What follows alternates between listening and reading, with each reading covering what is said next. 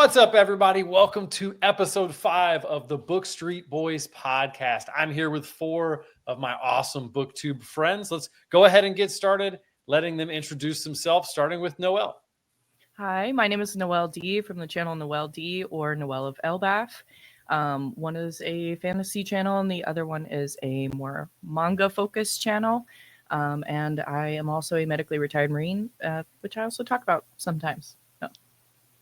Thanks, David. Tell us about yourself. Nah, I'm just kidding. I'm here. How dare you? That was so good. What Preacher's not telling you is this is take 2 because my internet continues to not exist. And basically, the last 10 minutes have been these 4 putting up with me as I've been sputtering in and out of existence. But hello, hopefully I'm here. I'm David from Four Corners of the Page, and I try to talk about books once a week. Hello. Awesome. Thank you for being with us, David.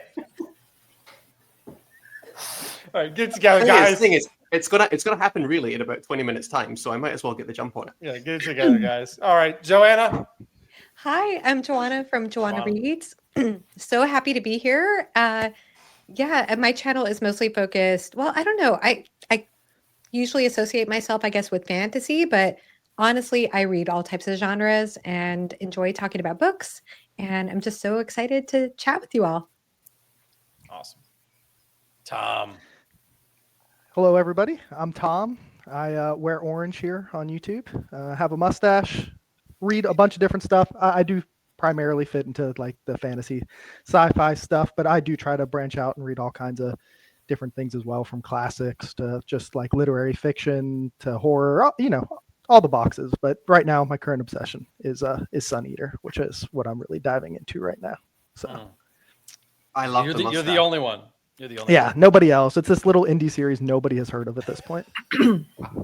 Awesome. Well, I'm excited to have you guys on the podcast. It's going to be a great time, and everybody knows that we start with the best segment, and that is soapbox time. I'm going to give the reins to the legend Tom Orange. This isn't his first time being on the soapbox, and he said that what he has to rant about tonight, he has been holding on to since episode 1, and so I'm excited to hear about it.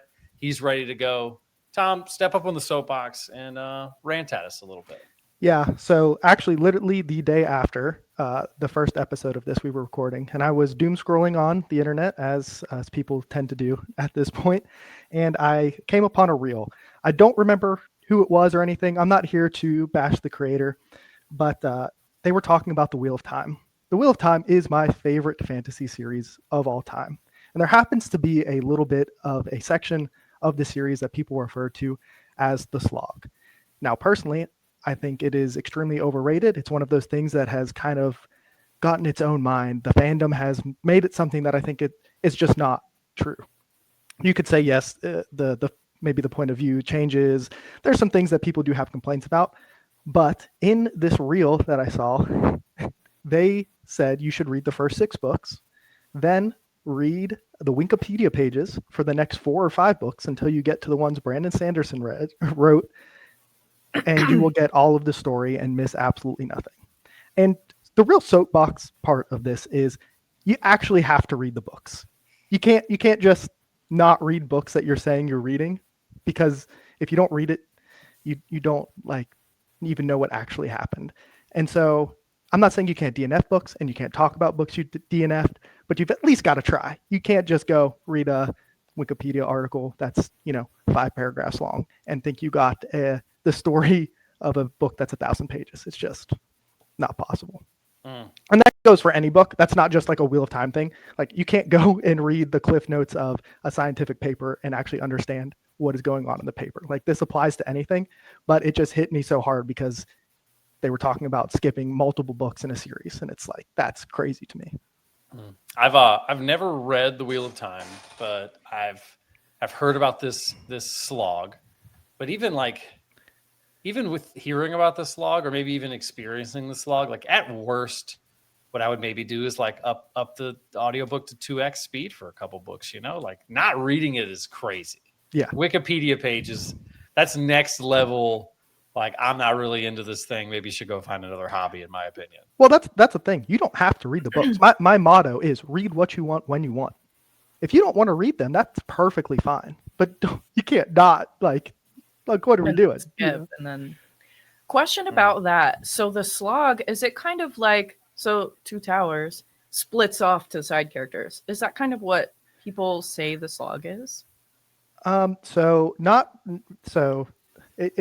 It's complex because there's so much going on in the Wheel of Time, but there are definitely some plot threads where people say everything kind of slows down, and maybe there's not as much progression as you would want to see on some of those plot threads, where it feels like maybe in some of these books they're hitting kind of the same thing over and over again, and that's kind of where the slogginess people come to.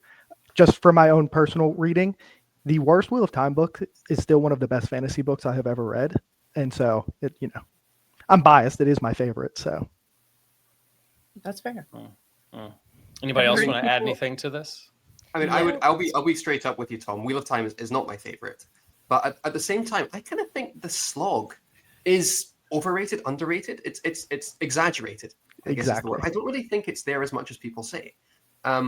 It's what, books like 7 through 10, something like that, right? I kind of feel like this has become almost a thing that we say so other people say it, that you've got to get through the slog. I really don't think that those books are, in terms of how much they bring to the table, that much different from books 4, 5, and 6. The plot moves, some crazy stuff happens in those books. Yes. And I almost wonder if this has become a thing that we say because we say it. I didn't feel that the slog was particularly more or less sloggy than any other parts of the Wheel of Time. Would you agree with that? I do. I do agree. And it's a great point that literally some of the most important things that happen in the entire series happen in those books. There are game-changing things that happen that change the way things work in the world that happen in there. And, you need to read it to know what's going on. Yeah, that makes sense. So you're especially probably bitter if people say they read the Wheel of Time when they've actually just looked up wiki summaries of those books. Of course. That's probably the most egregious thing, in my opinion. Yeah, absolutely. I mean, it's like, I know people love to argue. Like, people tell me I don't read because I listen to audiobooks all the time. And this is like taking that to a whole different level where you're actually not even reading it. And like, I'm not saying I absorb every single thing I look at on a page or listen to. Like, I'm not asking for some, otherworldly attention to detail and stuff. Like, that's not it. But you gotta at least look at the book. Yeah. See, I'm going to date myself here, but when I was in high school, we used to have this thing called Cliff Notes that you had to go buy from the bookstore because, internet was, it was too slow. And if mom was on the phone, you couldn't get on because dial up, right? So you go to the bookstore and you buy the Cliff Notes for the really bad English book. David, close your ears. I know you're an English teacher. For the really bad English book that you didn't want to have to actually read. And so, you'd read the Cliff Notes. And then the teacher would look at me and say, Dustin, you got a good grade on that, but I know you didn't read it because I can tell. And then I would be honest and say I didn't read it, and because I didn't. And so I would agree with you. I mean, that's just not reading the book. Yeah. Fun. No one uses Cliff Notes more than teachers. Oh, that is the reality. Yeah. Apparently, I know the great niece of the person who invented Cliff Notes or something. Just random fun fact. It's kind of a weird thing to flex, Yeah, for sure. I think now probably kids just use AI. I would assume, it's like, tell me what happened in chapter 4 of Wuthering Heights. Yeah. I remember. Oh, you got it, Noel. Oh, I'm sorry. I was going to add on to Tom's thing about like people not reading books. If anyone's ever heard of, there was this TikTok going around, and although I'm not on TikTok, I don't watch TikToks. I watch video essays, and they were talking about this, where there was this girl who came on and said, "I don't read anything other than dialogue in books." I was like, "You're not reading the book. Like, what?" And it's like, more. Can you imagine reading only Sun Eater dialogue? Like, not any of the. Like, I can't imagine how little information you get, like how little of the story you get from dialogue. But yeah, I just want to add on because it made me think about that. Yeah. Yeah. That was my TikTok. Yeah, David only reads the dialogue. I don't even read the dialogue. I just read the numbers at the bottom of each page. He just reads the corners of the page. I read House of Leaves, but I only read the dialogue. So, if you guys have never read House of Leaves, you should though. My husband did. It looked like a lot of work, though. Oh, it is a lot of work. It looks really cool. They just released a 30th or 25th anniversary edition. This lovely, gorgeous hardback silvery boy. Really? The question is, Preacher, have you read The Familiar by Danielewski? I bought it, tried a couple pages, and it was like, not right now. And then it still has not been right now since it came out. Imagine House of Leaves, but 6 massive volumes long, and that's The Familiar. It was planned to be 24, but no one was buying it, so he's paused it. He's suspended his campaign, which is a shame because it is a very interesting piece of literature. But anytime someone calls something an interesting piece of literature, I fall asleep. So I'm just kidding. All right. Well, Tom, I think we all unanimously agree with you. And if anyone in the comments says that they don't, we can proverbially stone them. But you need to read the books, guys. Let's read the books. All right, Joanna, it's time. All right. The I'm excited soapbox about is this. yours. My soapbox here is that in this day and age, especially in our corner of BookTube, we've come to a place where we're interacting more and more with authors. Booktubers are authors. We're reviewing their books or reading their books, or even traditionally published authors, I would say, as like Janie Wirtz and Christopher Rocchio, or joining our conversations more and more. And while this can be a wonderful thing and we're growing as a community of writers and readers and reviewers, I think that we all need to be real about the fact that we have a conflict of interest if we know the author of the book that we're reading.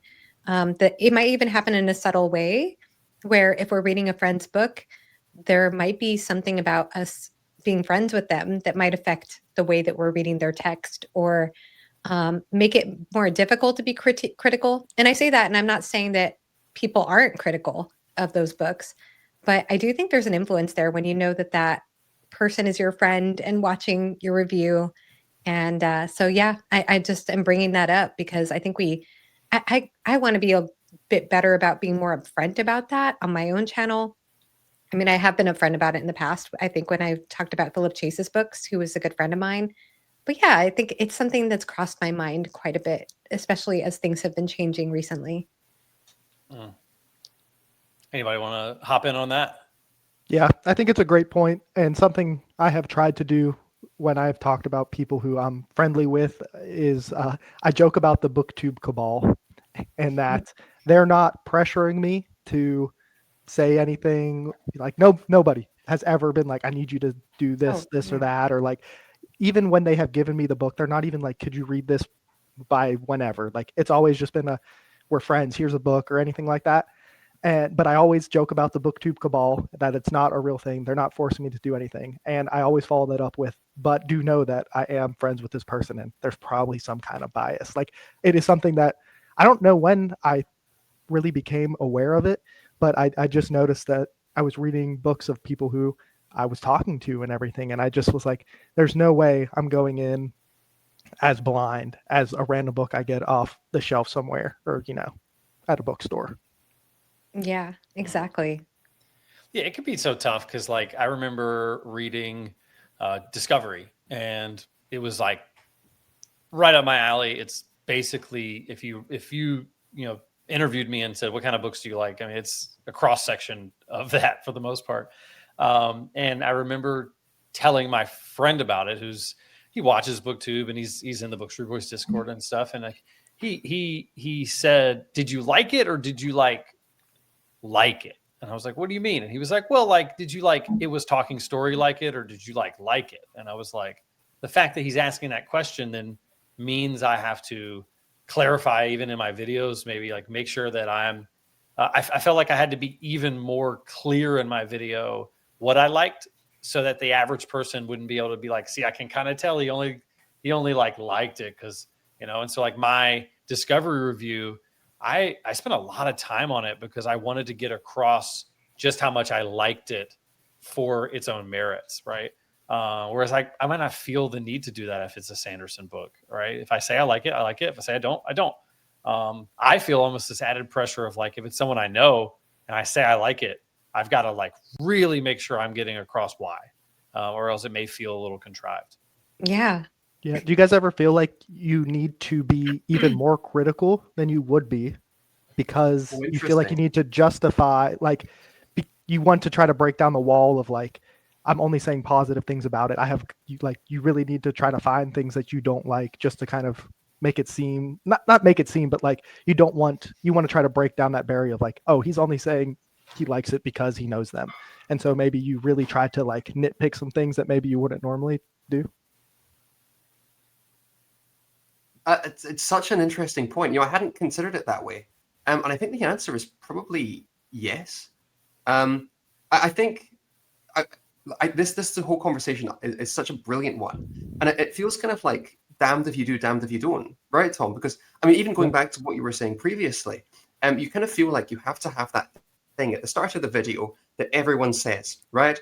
Full disclaimer: I know the author. However, these are my original thoughts. Like, you know it because everyone says the same thing at the start, but you have to say it. But because everyone's saying it, it almost just becomes the word salad at the start. And I think that criticality is really important. I guess I'd just add in, I think viewers pick up on channels that that do genuinely are fair in their critique, wherever the book's from. They handle it with the same level of clarity and incision as they would, whether you know the author or you don't know the author. But also, I'd probably add in that, and feel free to disagree with me on this, guys, I think authors also respect it more.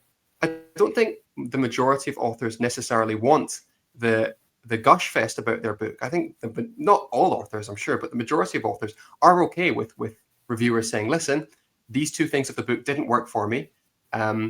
Maybe I'll continue, maybe I won't continue with the work, but these are the things that I found a little bit difficult, and I hope they get improved on going forward. I don't think authors have much of an issue there. I'm wondering if you guys would agree or disagree with that. It depends on the author, I feel like. But I would say, like, if we are, I would say good friends, like comfortable friends, like, I think that giving a reasonable critique, like something that actually has a basis and not just, I didn't like it. Oh, well, why didn't you like it? I just didn't. Like, I think that one of the things too about being friends with an author is that you really want to put in why you feel a certain way, whether it is positive or negative. And I've only had like one experience with this where I was reading the arc for Chance's book, and he was talking to me about the book as I was reading it. And I would ask him questions like, why did you choose to do this here? Why did you choose to do this here? And I said that in my video about Mercy. And I said, yeah, you know what? Chance and I were talking while I was reading this book. And, the way I say it is, you could take it or leave it, my opinion, based on what you think of if it has affected, my view on it or not. Like, maybe people can see it or whatever, but I'm just like, take it or leave it. This is my opinion. I don't have to, come on here and lie. Like, I think that if someone genuinely doesn't like a book that their friend has published, that they probably wouldn't make a video on it, because if they didn't like it like that much, like I'm talking probably under 3-star rating, they probably wouldn't talk about it. Yeah. Interesting. I don't know. It depends. But I do agree. I do agree with what you said, Noelle, that it depends on the author.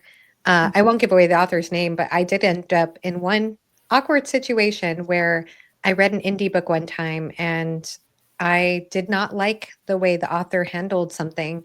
And I explained that in the video. I couldn't go into detail because of spoilers, and it was a wrap up. It wasn't like a formal single review. And the author commented on the video, and I could tell they took it personally. They were trying to be gracious, but they were kind of hurt, and it made me feel very awkward about that. I felt very awkward about hurting this author's feelings, about being upfront that this didn't work for me. But I think that's like, it's still important, like, should I not have done that? No, I really should have done that, because otherwise I'm compromising my integrity as a reviewer. And so I agree with that. Most of our friends who are authors would want us to be honest, because they don't want us to compromise our integrity as reviewers, because then if we say something positive about a book, then it's more meaningful, right? So yeah, I think that there's so much to this, and I do agree. I think what Tom said, that like you almost have to feel, or maybe you said it, Preacher, that you almost feel that need to go even deeper to explain why I liked what I liked. I feel the need to do that with every book, but but I could certainly see that with an author that I know too. Yeah. Mhm. But Joanna, you said something really interesting to me as well, where, often we feel like with BookTube, it's kind of, we're talking to our friends, we're talking to each other. But you gave me a really kind word once, where you said, listen, you also have to remember that people who are not active on BookTube are watching your videos and might buy a book based on your recommendation or not. And that is also something to bear in mind when you're producing quote unquote content. There will be people who will pick up or put down a book based on what you're saying, and you always need to be mindful of that as well. Yeah, because people are spending their money and their time when they pick up a book based on your recommendation. And those people are not necessarily other BookTube channels. Those are people who are just genuinely interested in watching your channel because they want some book reviews that they feel you're genuinely connecting to. So that's really important to consider. Yeah. How nerve-wracking is it when somebody says, "Oh, I'm going to read this because of what you said about it," and you're just like, "Oh, I hope you like it. Please like it as much as I did." Like that's always, I felt like I felt this pressure uniquely recently to the next level, because I got an email from a guy who was like, "Hey, I watch your channel. I have my debut book coming out, and I would love to send it to you." And I was like, "Awesome!" Like I hate reading on my ebook. In my opinion, like ebook, I immediately have less of a good experience, and then like don't know how to factor that into my rating. And so anytime I can get a physical book, I want it. He's like, "I'm gonna send you the physical book." I was like, "Awesome." And so I sent him my address, and he emails me back like, "Hey, this is awkward. I live 12 minutes from you. Like, I didn't know where you lived, but you just sent me your address. Like, you're right down the street." Wow. So I was like, "Sweet, I'm headed like that way tomorrow. I'll stop by and grab your book." Well, I like pulled in the driveway, met his kid, stood in his kitchen, right? Like, and so like immediately that's a whole nother level of like, okay, I now know this person in person, met his wife and his child, right? Like, gonna see him at the grocery store next week. So when I get on vacation the next day and I'm like opening his book, I'm just praying to God. I'm like, please don't suck. Please don't suck. Right. Like, and thankfully it was very good. But like I felt that pressure of like, oh my gosh, what am I gonna do if this book is bad? Like I'd already told him I wanted to do an interview, which we're gonna be doing soon. Like we're gonna do it in person, which I think like that's gonna be sweet.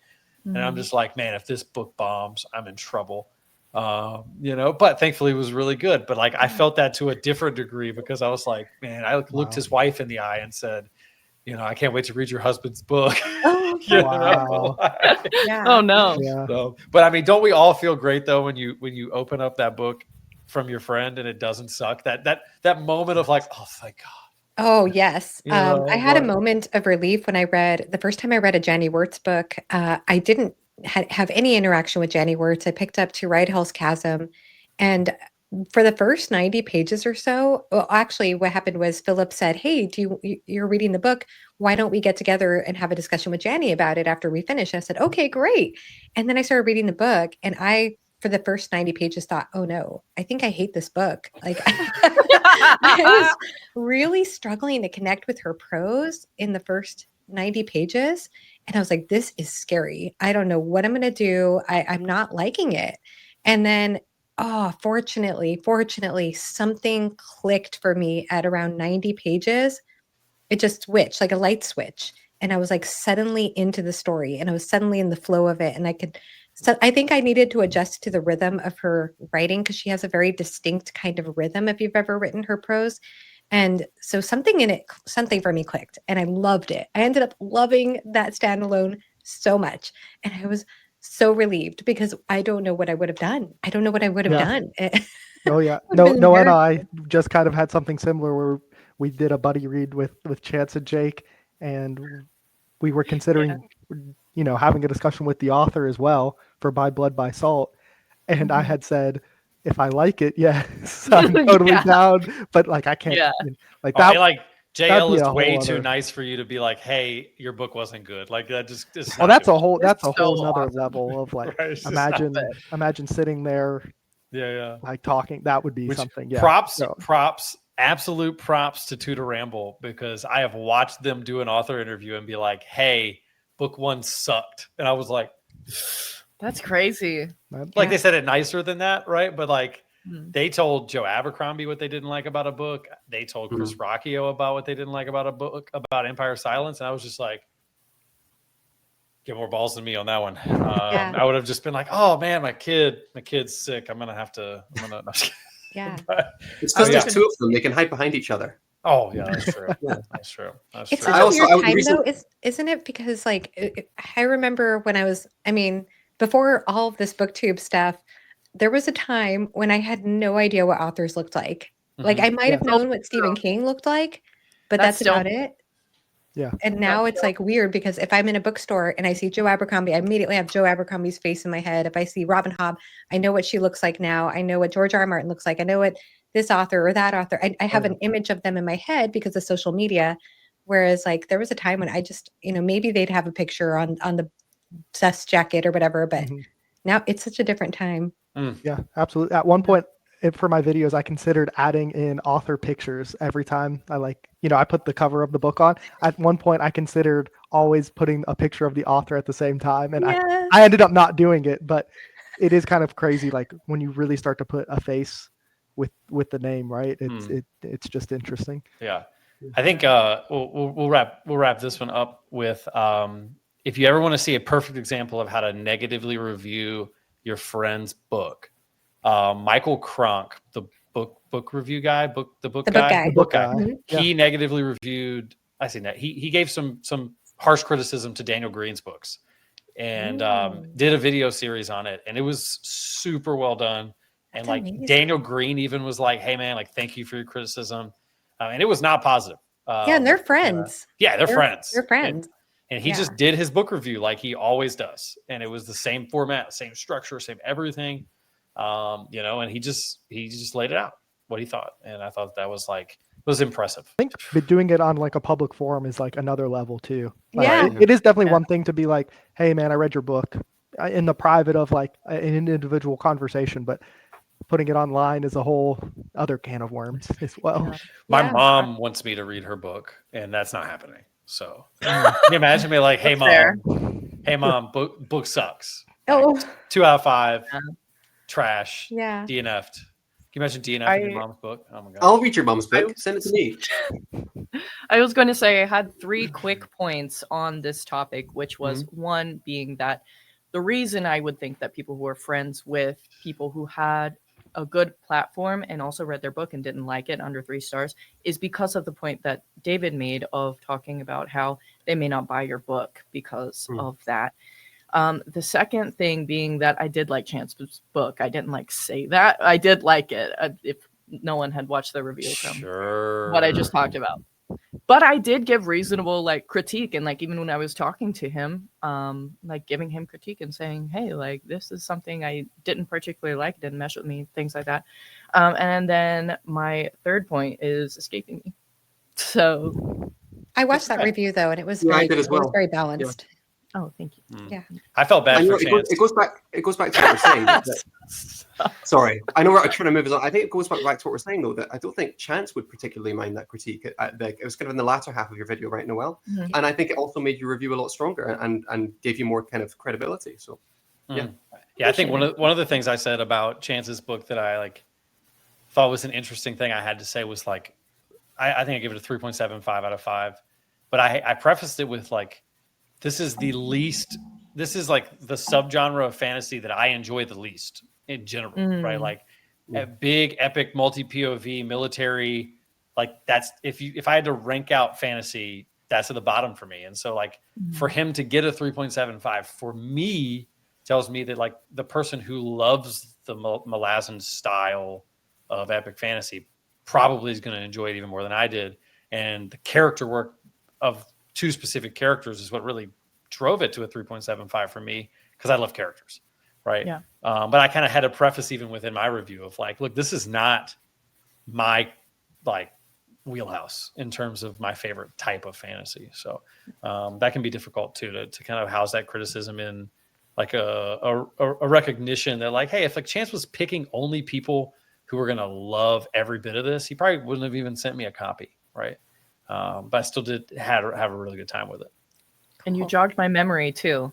I was going to say for the third point is for authors, and that or anyone who puts out any sort of art, you have to learn how to be able to take critique before you put out your art, because someone is not going to like your book, and you have to learn how to not take that as a personal offense, because they may read, I didn't like the prose, and then they're like, I think you're a horrible author and I hate you. And it's like, well, that's not what they said. You know, they said they didn't like your prose, you know. And so I think that that's another important point to make when we're talking about our friends being authors and making reviews on their books, is that we got to make sure too that they know how to take the criticism. On that note, I've finished a book. I'm sending it to all of you guys. I expect 5-star reviews next week. It's his mom's book. He's lying. Next week. I stole it from my mother. Love that. All right, David, it is your turn to hop up on the soapbox. Give it to us. So I've cleared this with Preacher before we started to film. I have 4, and I'm going to rapid fire these 4 at you. Feel free to ignore any or all of them. I just want to get them off my chest. Okay, and I'm going to make this as rapid fire as I can, as a man who just loves to just digress continually. Number 1, Preacher. This is aimed at you. It's not aimed at you, but you just did it. Oh wow! Wait. 0.25 stars. Right? Okay. Star ratings. I can understand 1, 2, 3, 4, 5 out of 5. I get that. Right? Okay. I don't do it personally, but if you want to say something is 4 out of 5, go for it. You do you. Half stars. What are half stars? There is no need for a half star. You can't split a star in half. I don't think nuance should come. From the actual quantified number that you're giving. The nuance should come for your words, right? And I think that even more about 0.25 stars. I mean, there is no real difference between a 3.5 and a 3.75 out of 5. It's nonsense. So that's my first round. Preacher, it's not actually directed at you, but I noticed you did do it with Mercy Tears of the Fallen, so I'm going to aim that one at you. Okay? I also did it with Mercy. I do it a lot. No, you're all wrong. You're all wrong. This is my soapbox time. Step back down. Okay, number 2. Just kidding. People holding on to their authors as if they were gods and can make no mistake. This really winds me up. And Malazan fans do this. I've seen it a lot with the Dresden Files. Whenever you levy a critique at a series, the fan base, if you have a fan base that bristles, I can find that really difficult. Because sometimes it feels like that author is immune to criticism. I actually really enjoy the Wheel of Time fan base, not being a huge Wheel of Time fan myself, because when you levy a critique at the Wheel of Time, the fans kind of go, yeah, fair enough. I get that, you know, especially the braid tugging and things like that. But other series, if you even levy just a small critique at maybe one aspect of the book, suddenly you'll get like a 3,000-page essay about why the author's actually a genius, and you're not understanding the beautiful contextual subtext of the thing. That winds me up. Number 3, bad adaptations. Okay, I hate bad adaptations, but not for the reason people think. And this is about The Dark Tower 2017. Okay, The Dark Tower 2017. I walked out of that movie theater absolutely appalled and upset. And it's not because the movie is bad, although it is.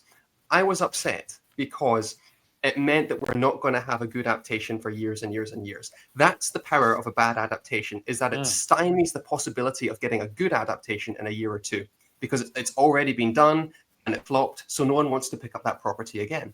That winds me up. And number 4, episodic. The word episodic is not a dirty word. I don't like when people say, I did not like this text because it's heavily episodic. I love episodic books. I mean, episodic is just kind of it's a book of short stories with kind of maybe a through line in the narrative. And so I want to rescue the word episodic from the clutches of its negative connotations.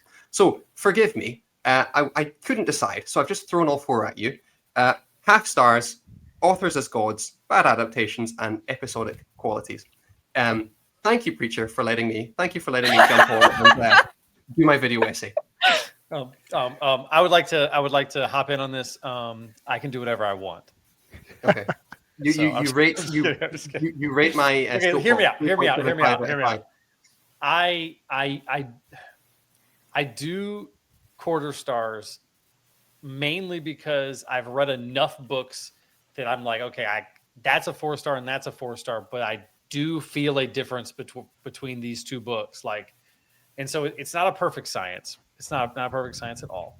But the quarter stars help me to keep things within like a general vicinity of each other, while also still being able to like break them up in my mind. You got to come to the dark side with me, simple. where I rank. I have a spreadsheet where I have every single book I've read since 2019 ranked, right, from 1 to 336. That's wow. So like, the one that's above the one below it is I liked it a little bit more. They could both be 4 stars, and I have done that. So yeah. And you know what? I'm being a complete hypocrite here because I've done many a tier list where I put things next to each other in a very kind of specific level of granularity. So I am being a complete hypocrite. But okay. I think what the thing about star ratings, I used to subscribe to this gaming magazine, and they would rate every game out of 100. Like, this game is a 67 out of 100. Like, what does that mean, a 67? I think that's kind of like where this system hit piece comes from. Say again? It's like a grading system. So like, to me, that makes sense in terms of grading system. For me, I rate books by quarter stars because I wish we rated books out of 10, because it's a much more like easy thing to look at. I think it makes a lot more sense because it's a grading system. It's a percentage. Basically, say a 5 out of 10 is a 50. You know, whereas if someone says, you know, this book, you know, what is it? I'm giving it a halfway between like and don't like at 3. And I'm like, well, actually the halfway would be 2.5. And I feel like that's like my OCD kicking in, being like, okay, well, we have to fix this. But if we're going 0 to 5, then I guess, sure. But for me, I think that it's easier to kind of compartmentalize the books in my mind and go, okay, this book wasn't exactly at great, best book I've ever read. It's slightly less than that, but it's better than good, which would put me at like a 4.5. If it's a little less than that, then a 4.25. So I feel like it makes sense for me. And the only thing that I've seen that also rates books that way is on StoryGraph, which is what I use. I don't use Goodreads because I don't like that I can only do, I don't know if they've started doing half stars. Nope. But you can only do 1, 2, 3, 4, 5. I don't like that because I feel like, you know, if I'm like, oh, well, this book is like a 3.5, do I rate it a 4? Do I rate it a 3? You know, so I don't know. And if but you rate it a I 3, can respect other people doing it differently. And if you rate it a 3, you like tank the author's rating. When this you is the don't other thing, want to isn't tank it? the author's rating, right? Like 1 through 10, new system. I think it also comes in, and it's what you guys are saying as well, that I think a lot of this is to do with the fact that a 3 out of 5 is seen as a book that has bombed. And so we feel like we need to kind of push those numbers up a little bit. And so the vast majority of reviews, and Preacher, you did a whole collaboration video on this, the idea that we need to kind of push our reviews up a lot of the time, that, you know, was it 3.85 and below on Goodreads is a bad book? and people got mad about it and were like, that's not a bad rating. And I was like, you're telling me you go on Goodreads and see a 3.6 and don't go, heck no, I ain't read. Like, everybody in their head knows that Goodreads 4 is the standard. Even if you don't want to admit it, it just is. Just don't go on Goodreads. That's or what that. I don't like Goodreads. Or that. Yeah.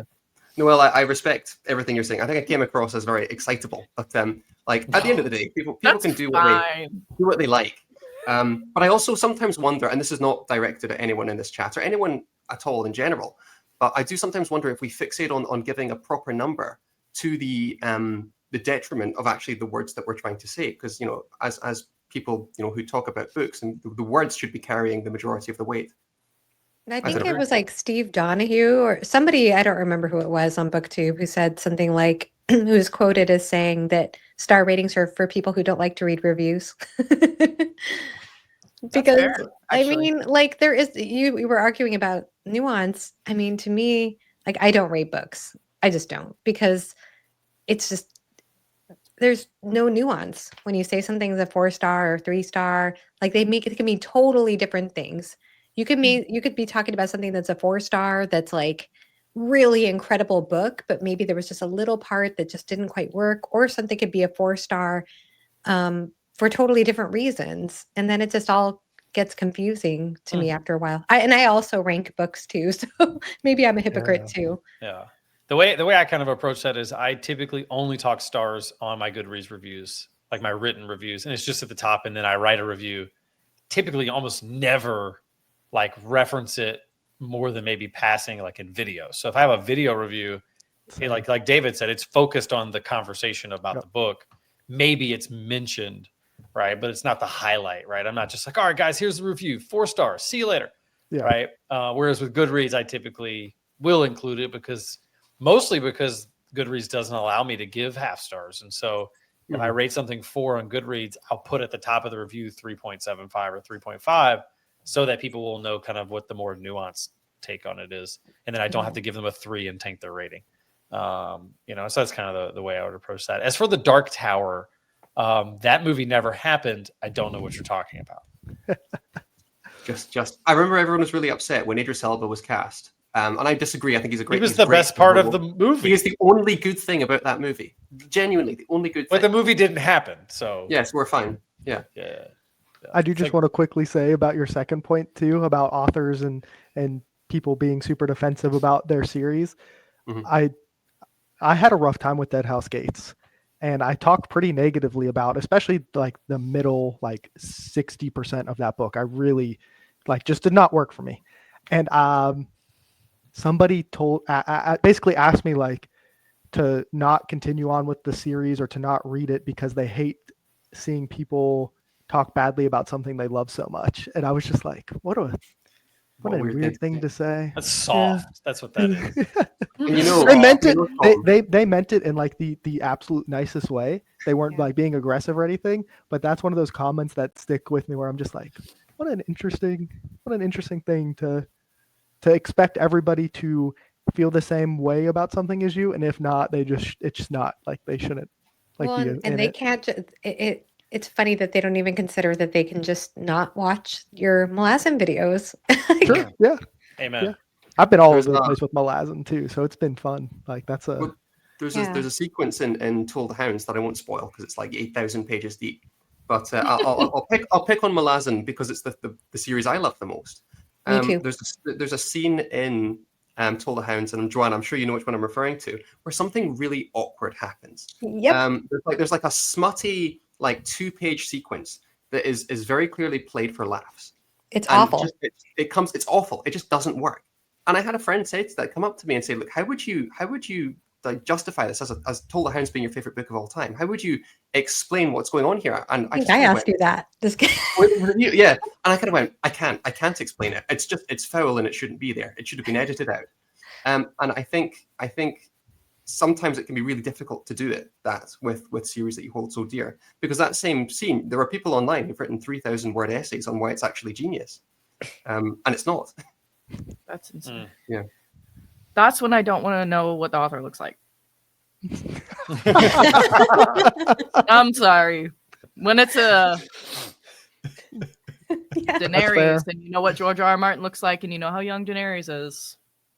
It's a good point. Yeah. And it makes me uncomfortable. All I have to say is King Killer and Felurian. All right, moving on. Anybody? I haven't read those yet. Oh, it's okay. So let's rephrase that. It's in the second book, and it's not. We've talked about this in like 4 episodes. This always comes up.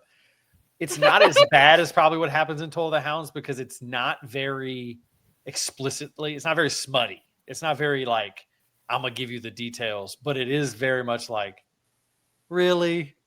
Yeah, you just did that, knowing, So I feel you on that one.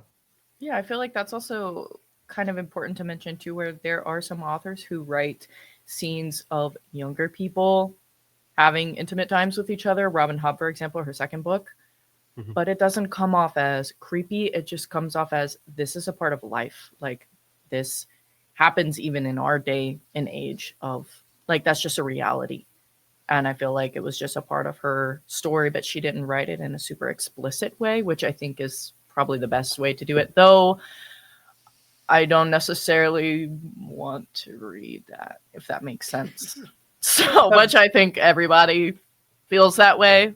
So yeah, I mean to each their own. I know, like for me, I've thoroughly enjoyed the Empire of the Vampire and Empire of the Damned were 2 really, really good books. And there's multiple parts of the second book, especially that I was like, I'm speed reading that. But the book was so good. If the book was like average, I probably would have DNF'd it after the second or third one. Because I mean, Christoph doesn't hold any punches.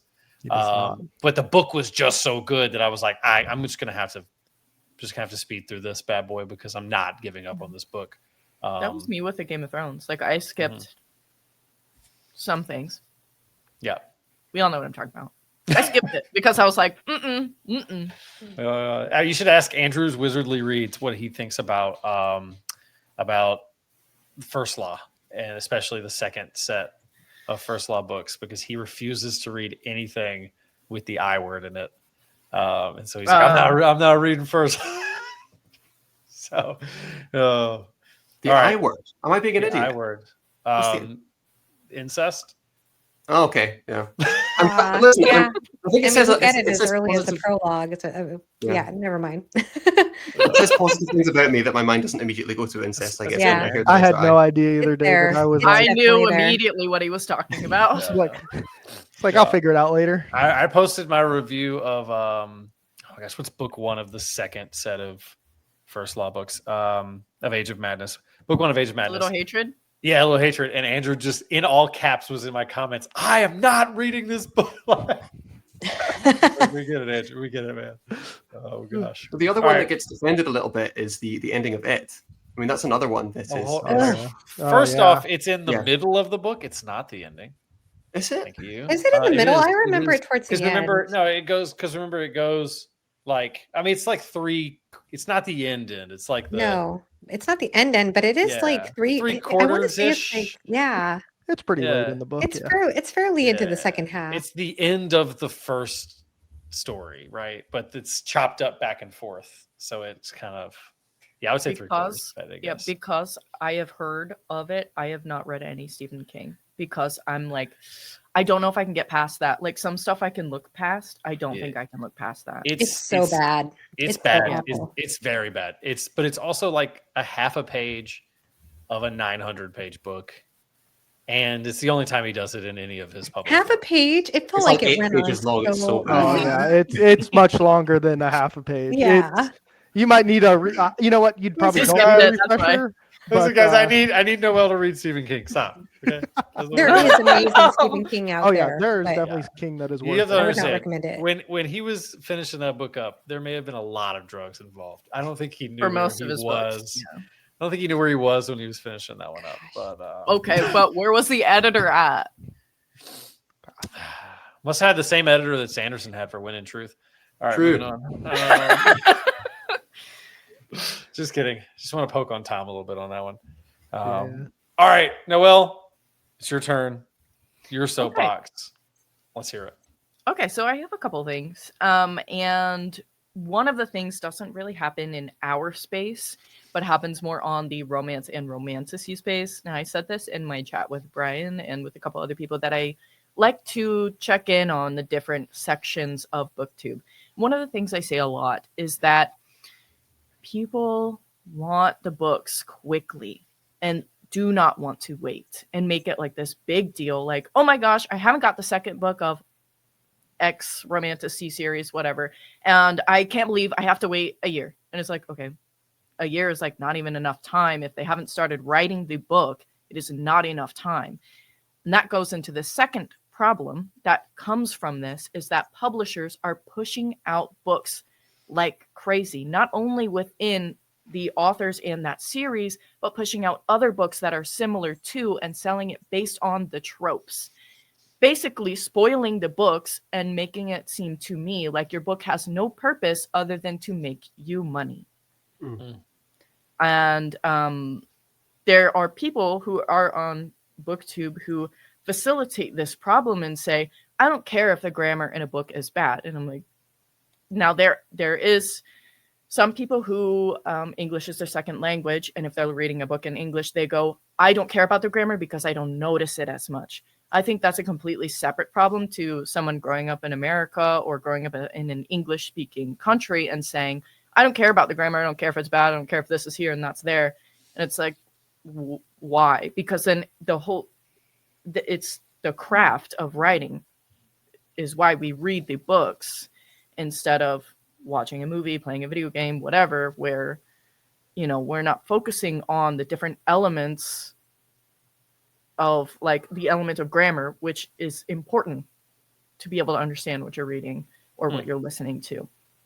And then my other point is I wish we could all come together as booktubers and stop starting every review with, this is just my opinion, it's just subjective. Like, we all know that. Like, that's the, and I do it too. But I wish I didn't feel like I had to, because like we all know this. Like, if someone is coming out and they're saying their opinion on this book and it's bad or it's good, we're obviously not saying that it's objectively bad unless we explicitly say it's objectively bad. And that's my soapbox. I love that take. That's a good take. It makes me want you to like edit my videos because I probably say it way too much. But I appreciate this. I appreciate this take. I think I've been, and I'll just go ahead and say it. I feel like part of it is because I've been in this read along with AP Canavan, a critical dragon, and he is always on the soapbox of just because a book, if you say a book is bad, what is it? Like, if you say a book is bad, that doesn't mean it's a bad book. I mean, just because you didn't like it, like conflating bad with I didn't enjoy this book. Whereas I think what you're saying is like, we could have good faith in this idea that we understand we're being subjective here. Yeah. So that's what I'm saying. Yeah, exactly. I'm with you on that. I want to work on that because I do. I think I put way too many disclaimers in my videos. It's like when we say like, this is the, sorry, Tom. Oh, okay. Yeah. Just as real quick, when I was considering first making my YouTube channel, I was like, maybe I should, instead of doing this is just my opinion, do whatever. I had the idea of just saying, this is the absolute truth and everything I say is 100% correct. Just to be different and funny, obviously not actually thinking that, but Tom is the arbiter of truth. Yeah, exactly. Always knew it. Yep. Go ahead, David. Sorry. I was just going to say, like, with the words best and worst, like, it's like if I say to you, this is the best pizza restaurant in town. Everyone understands what I mean by that is sampling of pizza restaurants I've had in this town. This is the one that I prefer the most, and I think you'll like it too. We all understand that. And so I think sometimes we need to be more like generous with ourselves when we talk about books. I think, Noelle, what you're saying is absolutely spot on. Like we don't need all these qualifiers because we all understand generally what we're getting across with a book review, which is, this is my opinion on a book I have I have read. So I'm totally with you. And I also really enjoy what you said at the start about, if I'm kind of understanding you correctly, the way that books are often treated as a product rather than a work of art. Yeah. But I wonder how we can get past that, because that's been there for so long, right? Like Charles Dickens, he wrote his stuff monthly for a newspaper, so he was working to that deadline. Shakespeare was writing his plays to get performed, for the following year. It's this weird thing, isn't it, where these texts that have such kind of emotional resonance with us and mean so much to us on an artistic and emotional level are also things that are designed to make a profit. And it's a weird kind of disjunct that we have to contend with. Yeah. I think you're good, Noah. Oh, I was going to say, I think the stakeholders are, one, the consumers who say, I don't know, they feel like they need the next book, and that's just not a reality. You don't need this product. And it's also up to the publishers to say, hey, you know what? Books take a long time. Here's the entire timeline of, the process of how long it takes to write, publish, edit, all this kind of stuff, a book, if you care, here it is. But yeah, I think the stakeholders is really up to the publishers. But the problem is, as a society now, we are just so used to things being in the palm of our hands. We have the internet, we have microwaves, we have, fast food places, everything we can get is just right there and so easy. And I think that people want books to be the same way, but I think it makes them less special. It makes them less, depending on the book, well, if you really like a book, because in my opinion, if you really like a book, you don't care how long the author takes to write the next one, as long as you know that they're working on it and that, the end is in sight. Because I understand, because it's different when we're talking about George R. R. Martin, and he kind of seems like he's doing his own thing with all this other stuff. But I'm also like, well, no one has the right to say you need to finish the series, because he absolutely doesn't. I mean, monetarily, like whatever, a lot of people may not pick up his series after the fact because they'll go, oh, well, he's never going to finish it. You know, what did it really matter to him anyway? But I think that if you care about books, you care about the series, you care about the author, you would want them to take their time and put a lot of work into it because you appreciate what they did the first time. Why would you not want them to spend that time again? You mentioned within that too, like the popping up of other books when a book is popular and how quickly they pop up, and like wondering, was that something you were even interested in writing until you found out 6 months ago that this sold? And the first thing that came to my mind was I was on the cusp of trying cozy fantasy. I was like, the first couple cozy fantasy books that people started talking about, right? It was like Legends and Lattes. It was like, okay, don't think that's for me, but I want to try it. And then I remember going into a bookstore and being like, hold on, 6 months ago, there were none of these. And then Legends and Lattes happened. And then 3 weeks later, there's like 9 of them. And I'm like, how did those get written? There's no way that like they were all already being written at the same time. And like publishers had just happened to sign deals for these books in the same time frame. Somebody rushed these books out. And then it actually, I think, hurts the consumer, but it hurts the authors too, because I don't know which ones are rushed and which ones aren't. I just said, I guess I'm not reading cozy fantasy because I don't know which ones are like, besides Baldry, I don't know which ones are just basically cash grabs, right? And they all look the same, and they have the same title, and they have the same covers, and they have the same, you know, like they have the same blurbs. And so I just kind of threw my hands up and went, I'm not worried about it, right? My new book, Monsters and Macchiatos, is out next week. Monsters and Macchiatos. I love it. I love that. That's fantastic. But yeah, I think that can be super dangerous. I mean, the same thing for like romantasy and every book that's a blank of blank and blank with the same exact cover, right? It's just hard to know which ones were jumping on the trend and which ones started the trend, right? Yeah. And a lot of publishers will sell them where they show you the book cover and then there's little arrows pointing out that says enemies to lovers, one bed trope, like all this kind of stuff. And it's like, well, like I said, you're spoiling the entire book. 2, you're telling me that I guess this is what's supposed to grab me, but it makes me feel like you don't have a purpose to your book other than to sell it, not to teach a lesson or even, and I'm not saying every book has to. Some books are literally, they're just for entertainment, but it feels like there's less passion in those books. And it may not be the author's fault. It may be the publisher's fault for selling it like that. That's good stuff. All right, you guys ready for my soapbox? Yes. Ready? This one's going to be interesting because I've been mulling it over. It's fresh in my mind. This came from some interactions I've had since I dropped my review for Contentious by R.F. Kuang. So here it goes. I get very annoyed when someone reviews a book or talks about a piece of literature and they are critical of something the author has done on purpose, as if it's something the author did accidentally. And here's what I mean by that. If you go look at some of the bad reviews for Contentious by R.F. Kuang, it says stuff like this. Oh my gosh, the main character is so pretentious and academic and is constantly referencing the things that she's read. It's awful. Who would write a character like this? And while that is technically true, it is so obviously R.F. Kuang's point to thrust you into this character so that you have to reflect on the absurdity of the situation that she's in and the life that she's built.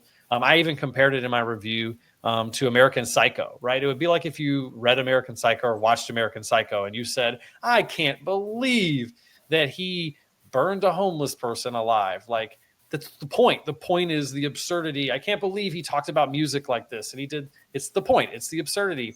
And so I think as reviewers, sometimes we have to reflect a little more nuanced and say, hey, the author did this on purpose. And it was for the purpose of X, Y, and Z. It just didn't work for me, maybe. Maybe I struggled to get through this book that purposefully was trying to come across as pretentious and overly academic. I don't think Kuang could have accomplished her goals if the main character wasn't pretentious and overly academic.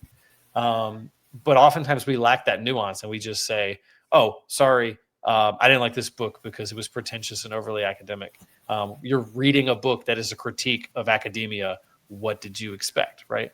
And I just think having that nuance sometimes can help somebody maybe say that book's not for me, even though I know it's an internal critique and that's the goal of the author. It doesn't mean that I'm going to enjoy it. And that's fine. You don't have to. But I think there should at least be a recognition that the author accomplished their goal, right? Like that author obviously was trying to do that, and they did it really, really well. May not work for you, but they did it really, really well. If someone hates American Psycho and thought it was like impossible to read and awful and like way too over the top, that's fine. But like, that's the point. It was purposeful, right? The author accomplished their intention. And I think that should at least be recognized. I love that. I think that's excellent. I think that's excellent reviewing too, to be able to understand or take distance from a book from your own experience and say, what is the author trying to do with this book? What is the overall project of this book? How are they going about it? What is the purpose behind this? And then also weigh in, of course, your experience, like that. Why didn't that work for me? But does that mean it wouldn't work for somebody who's going for this kind of project and this kind of idea? No, that absolutely, that's well done. I love that. Yeah, I do too. And it reminds me of a conversation my husband and I just had where I was talking about how a lot of people pick up The Great Gatsby and go, I hate The Great Gatsby. It's just about a whole bunch of rich white people. And it's like, that's what the book is what's the word? Critiquing? Critiquing? Yeah, that's what it's like Examining? exposing. Yeah. Examining. Thank you. That's what I was looking for. That's what the book is examining. And if you know that going in, you kind of pick up, like you said, the nuances more, or just don't pick it up because you're not gonna like. I'm pretty sure I wouldn't like that the new R.F. Kuang book just because I personally have a difficult time with characters like that. But that doesn't mean like I know that I probably shouldn't read it just based off that. That doesn't mean it's a bad book or anything. It's just knowing your own personal reading taste at a certain point. That's why when I think about rating books, I always expect it to be like a slightly adjusted bell curve because I know I'm going to be picking books that I'm probably going to like. So it's not going to follow an exactly normal distribution like I would ideally want it to. It's going to be skewed probably more positive because I'm not going out of my way to read things I don't think I'll like 99% of the time. Yeah. Every now and again, you want to expand your horizons or you're doing a buddy read with somebody on something that you normally wouldn't pick up yourself. Yeah, but you say that, and you would think that more people would do that themselves. But like going back to the reviews of the Kuang book, there was multiple people who got arcs and their reviews like 1 star. This was so overly academic and pretentious. I'm like, you requested an R.F. Kuang book. What did you expect to happen? She's got like multiple degrees. What do you expect from R.F. Kuang? It was like you got the arc, you opened the arc, you read the arc, and you're surprised that you got something that I don't think anybody should be surprised at, right? Yep. Can I ask a follow-up question for the three of you who do star ratings? If you don't worry, I'm not getting back on the hobby horse. But if you can identify exactly what the author has done, and you believe that they have accomplished what they've set out to do, but nevertheless you strongly disliked it, how would that impact your star rating? It makes it go up for me. But say again? It makes it go up for me. If they accomplish their goal, that's a positive for me, even if the book doesn't work for me. Even if that would push it up. Aesthetic response is lower. Okay. Yeah, that would push it up for me for sure. For me, it's all my star ratings are based off my enjoyment. So if I don't enjoy something, it's getting a lower star. Yep. Yeah. I would feel that the main meat of the rating would be the enjoyment.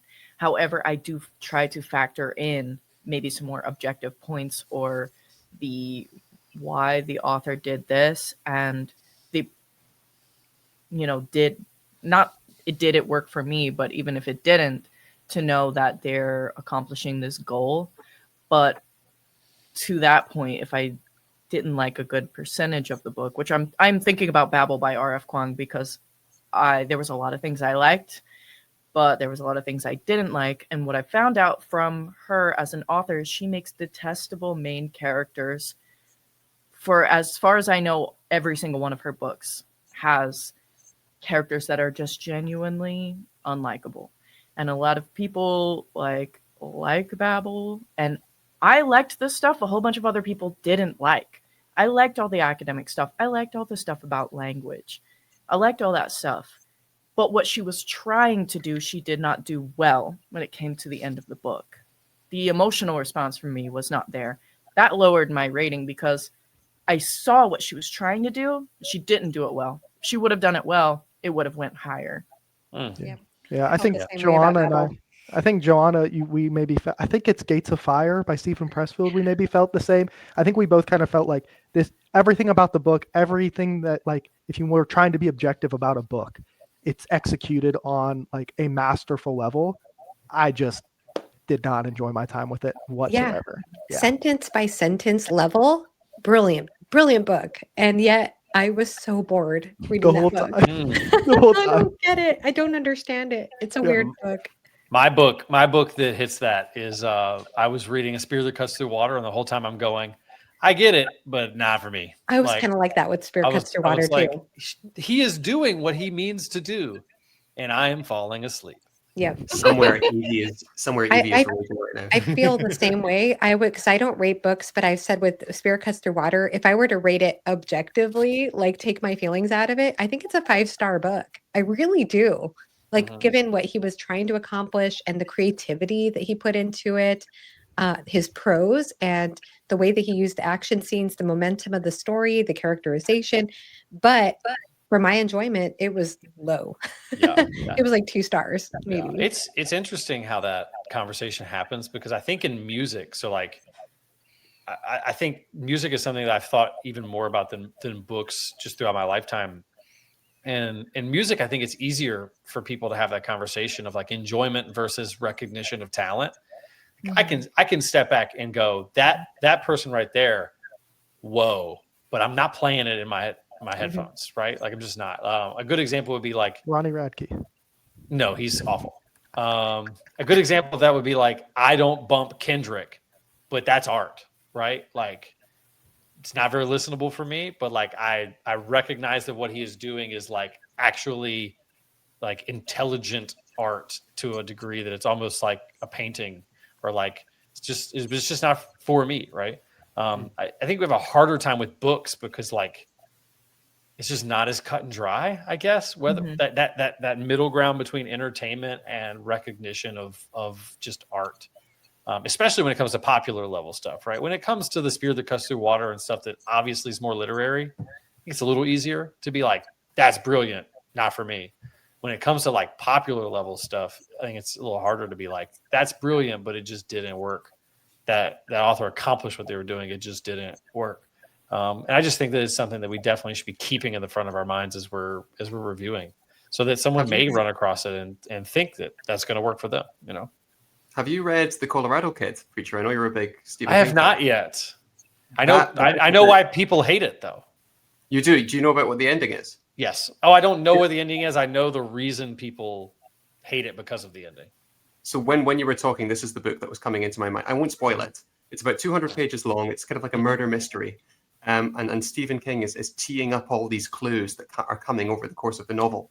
And the way he resolves it is the most intentionally bizarre choice I think I've ever read in a murder mystery.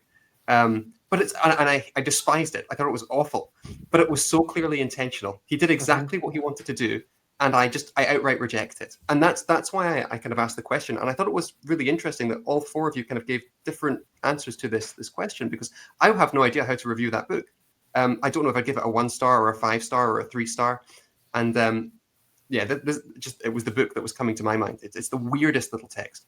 Yeah, I think the one that was the weirdest for me this year was I probably disliked over half of my experience reading Demon Copperhead in terms of like my enjoyment level. Like mostly because it just made me mad the whole time. But it's probably second or third best book I've read this year, maybe second, maybe even first overall, because of like it's the totality of what was done in the story and what was accomplished, and just how much it impacted me. But like at 60%, I was like, do I DNF this? Because I'm not having fun here. Right? Definitely not having fun. I'm hearing a little bit of an echo. I think it's coming from David. I think he's the only person over here. Sorry. Can Is you it try going now? muting really quickly, David, just to see if it goes away? The technical difficulties abound. How's that? Echo. Yep, it was David. Okay. Yep. That's okay. That's okay. Yeah, but so anything else we want to add to my rant? Awesome. All right. Well, it's time to move on to our first user question. Share a book quote that stuck with you and why. Now, I think I'm going to go first here because I had two and I couldn't come up with which one I wanted to do. And both of them are like paragraphs. And I apologize, but I don't care because So you're not apologizing. I'm not apologizing at this point. This is 4 paragraphs. And it's, if you guys ever read Whole something, page. if you guys ever read something and you remember where you were in vivid detail when it crossed your eyeballs. Yeah. I read this when I was 19 and I can tell you where I was. I can tell you like the color of the room. It was a hotel room. Like it's just that it was that much of a moment for me. And so this is towards the end of The Gunslinger by Stephen King. You guys ready? All right, here we go. The greatest mystery the universe offers is not life, but size. Size encompasses life, and the tower encompasses size. The child, who is most at home with wonder, says, "Daddy, what is above the sky?" And the father says, "The darkness of space." The child, "What is beyond space?" And the father, "The galaxy." The child, "Beyond the galaxy?" And the father, "Another galaxy."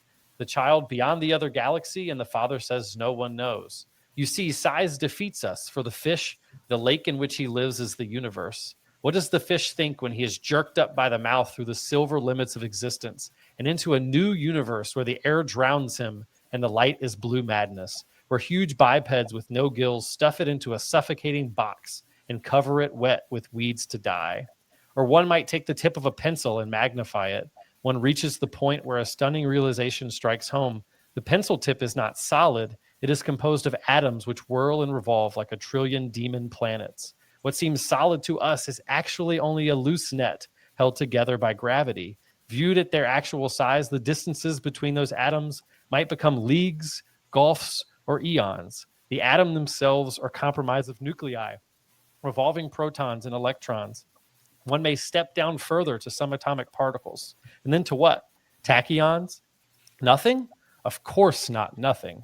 Everything in the universe denies nothing. To suggest an ending is the one absurdity.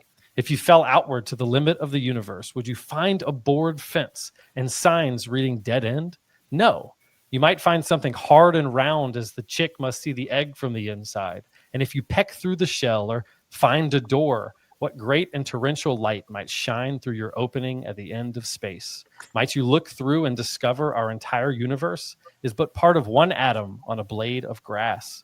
Might you be forced to think that by burning a twig, you incinerate an eternity of eternities, that existence rises not to one infinite, but to an infinity of them?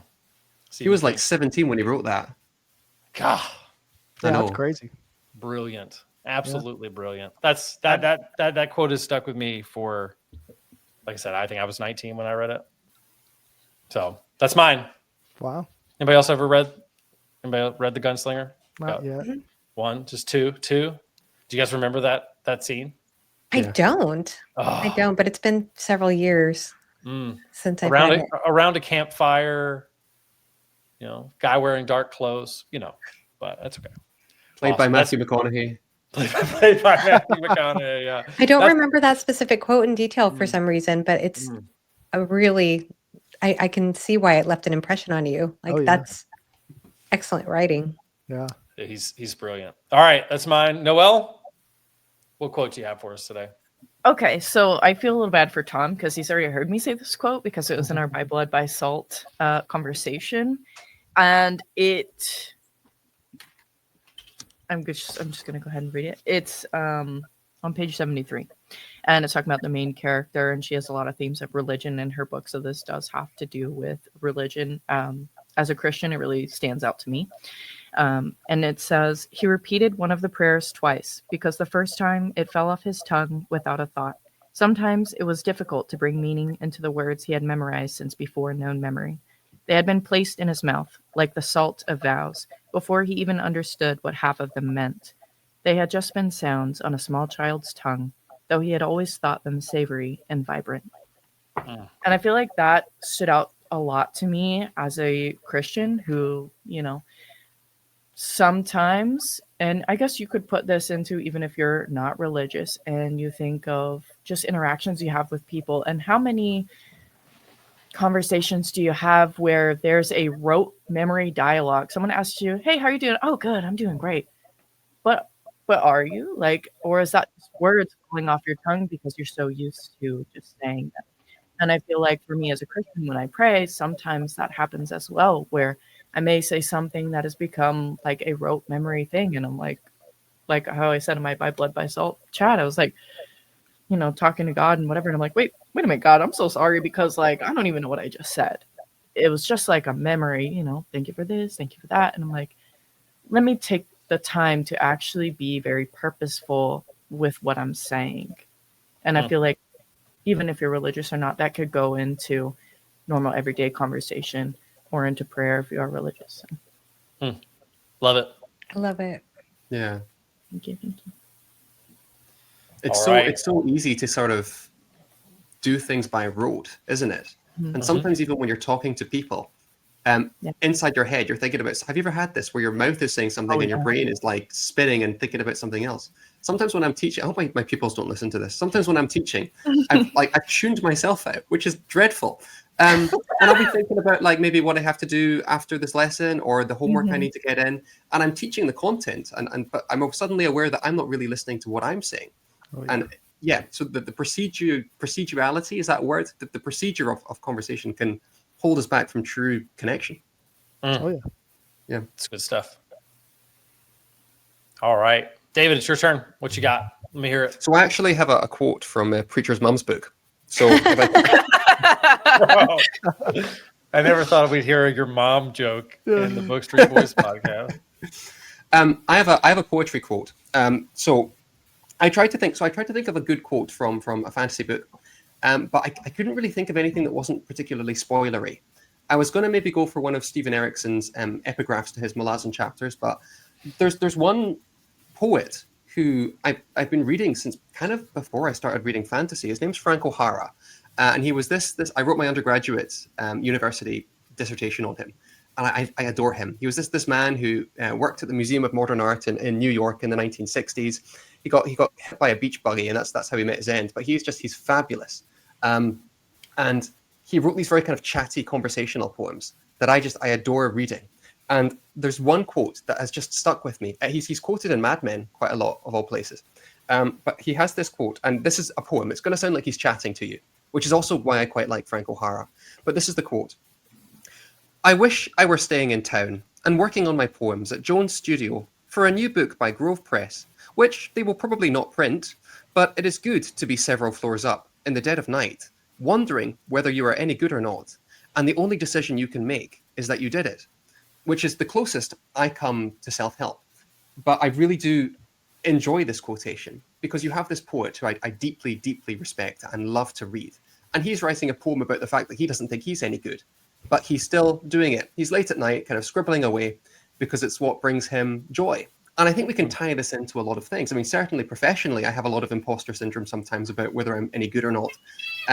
Booktube, am I doing anything that's ever good or not? Or raising children, am I doing a good job there? And so I always fall back on this line by Frank O'Hara. Are you enjoying it? Is it bringing you worth?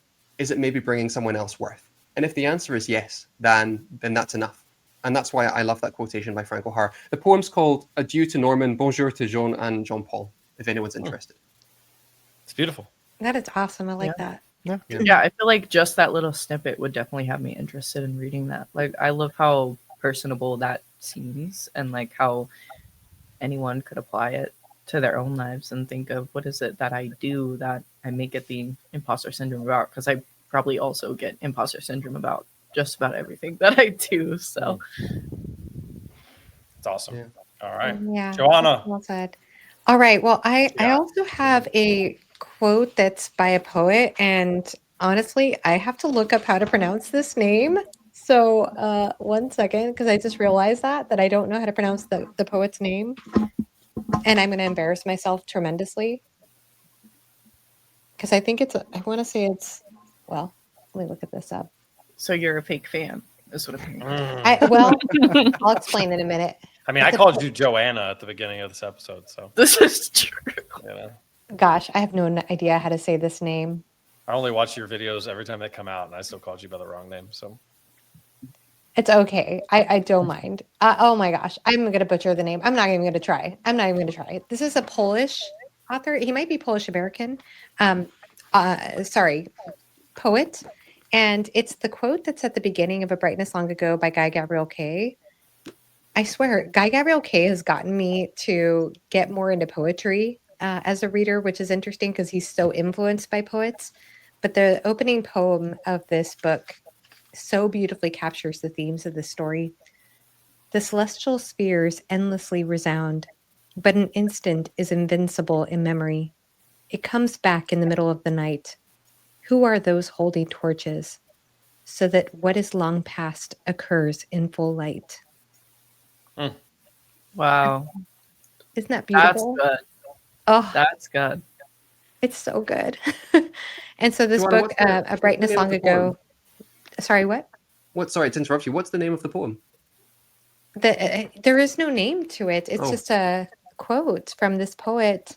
Okay, I'll spell out the name, and I apologize. I don't want to embarrass myself. I know Vera and Bart are probably not likely to watch, my Polish booktube friends, but it's spelled MLL with a dash through it, OSZ, and the first name is CZESL with the dash through it, AW. I don't know how to pronounce that, but I know I'm going to mispronounce it if I try. That's fair. But it's a beautiful line. I mean, I just love it because at first it just takes you outward. It's like the first line, it says, the celestial spheres endlessly resound. It just makes you think about how this infinite space that is just constant around us. And then the next line is, but an instant is invincible in memory. Then it brings you here, just like here, it becomes so intimate in a moment, like, oh, just this memory, this here right now. And then the next line, it comes back in the middle of the night. Who are the, and then I just like that because, yeah, memory could just come back to you at any moment in the middle of the night. And then the next line, who are those holding torches so that what is long past occurs in full light? And I love that too, because when I read the line, who are those holding torches? I don't know, my mind goes into our past and the people who came before us and those who held the torches in order that we might be here, so that what is long ago occurs in full light. And then that comes into our memory. I don't know, there are so many different directions that my imagination goes with those 4 lines. But I think it's so beautiful and evocative. And I think that's why I love poetry, is that it could just give you this sparkle, this feeling. And you might not be able to totally understand it logically, but it just still evokes so much emotion and so much wonder. So yeah, I really feel like I have to credit Guy Gabriel Kay for getting me into poetry. Love it. It's interesting that there's maybe a connection there between Preacher's quotation, which is about, things being so much broader and bigger than we realize. But what King does with that is he kind of continually explodes it outward until your brain explodes.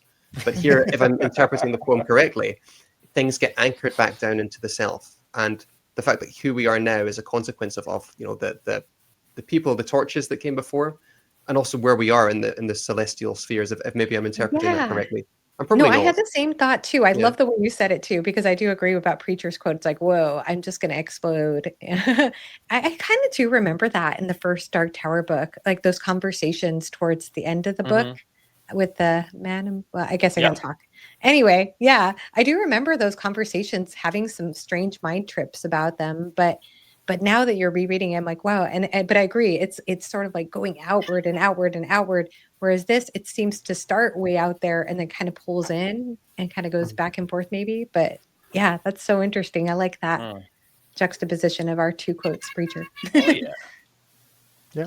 Tom, you got to bring it now, dude. What poem Yeah, you got? apparently it's actually poetry. I'm not even kidding. So God. God. Yay, poetry! yeah, Oh, this so makes me so happy. part of it was any of the quotes that I would have really liked to have pulled from are from books that are just like massive spoilers, and I didn't want to spoil things that happen in like book 12 of the Wheel of Time or something in Sun Eater or something. So I actually have this little poem by Franz Kafka, and it says it's a little bleak, but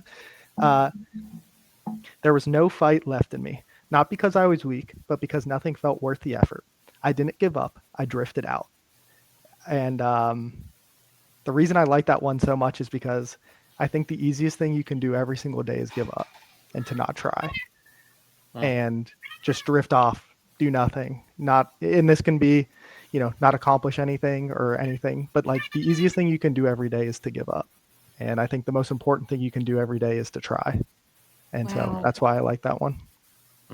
I feel like some kind of connection with this and with Noelle's poem. I don't know, like just the purposeful, being present, not doing things by rote. Yeah. It's getting not just like a routine, not just doing it, but like actually doing it. Yeah. I should have chose this time to just like insert my own poetry that I wrote a long time ago and just not say the author. Oh, you should have. You should have. What if one of us was like, yeah, that was kind of bad. Why'd you bring that one? Then I would laugh.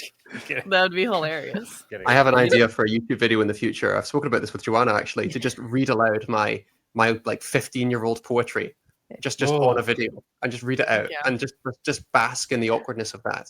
Well, I'm sure yours is much better than mine was, certainly at 15 years old. But it's a video that I've been thinking about doing for a long time. You should do it. I like that. I think you should too. I would die of cringe, but it would be fun. That's good. Sometimes that's what needs to happen. I think my literature class, I read my poem to the class in college. So, but that was a lot less people than probably thousands. So, I mentioned to you guys that I was struggling between two quotes. One of the beautiful things about being in charge is that I just read the other one. So I decided about halfway through this conversation that I was going to just finish with this other one. And as long as you guys are okay with it. Yeah. Okay, No. cool. All right. You just said you were in charge. I mean, I was trying to make you feel like you had some power here. Okay.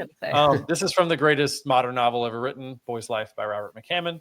And it goes as such. I do believe in magic. I was born and raised in a magic time in a magic town amongst magicians. Oh, most everybody else didn't realize we lived in that web of magic connected by silver filaments of chance and circumstance. But I knew it all along. When I was 12 years old, the world was my magic lantern, and by its green spirit glow, I saw the past, the present, and into the future. You probably did too. You just don't recall it. See, this is my opinion that we all start out knowing magic. We were born with whirlwinds and forest fires and comets inside of us. We were born able to sing to birds and read the clouds, to see our destiny in the grains of sand. And then we get the magic educated right out of our souls. We get it churched out, spanked out, washed out, combed out. We get put on the straight and narrow and told to be responsible, told to act our age, told to grow up for God's sake. And you know why we were told that? Because the people doing the telling were afraid of our wildness, afraid of our youth, because the magic we knew made them ashamed and sad of what they'd allowed to wither within themselves. Yep. Beautiful. Yes. McCammon, what a talented writer. Oh, good. That's like right at the beginning, isn't it, of Boy's Life? Yeah. First page or two, I think. Yeah. So good. That book is incredible. It's an excellent book. Yeah. Someone you say also read that very well, Preacher. Oh, mm-hmm. That was the voice of a man who reads the Bible out on Sundays. I can tell. Little do you know, I practiced for 3 hours in the mirror before we started. No kidding.